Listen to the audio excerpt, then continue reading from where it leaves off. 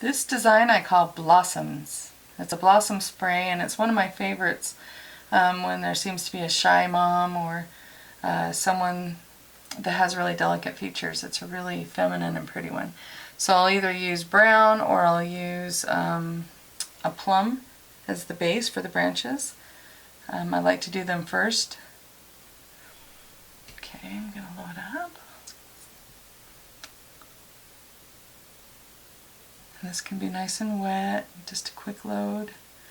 And I make sure that there's a few branches that are going to poke out from the actual blossom spray right here. So I just have a few that come in different directions. And honestly, this is just kind of for show, but I like making little tree branches look like they're tree branches. Okay. And then I get my blossom brush. I love these Paint Pal blossom brushes from Silly Farm. I load up my line white. Don't try to use a glycerin white. You won't get as many petals out of it. So use a line white and load it all the way to the ferrule. Roll and pick up all that nice white and get it mushed in the brushes. I tip it off on my towel. Go in and get the color. And then I make sure that I've got 3 main flowers. So I'll do one here, one here, one here while I've got the white all nice and loaded. And then I'll come back in and do some trailing blossoms in the direction of the design, which is towards the focal points on the face. Okay, a little bit of glitter. Now if you want, this is a good stopping place. So let's put a lap in there.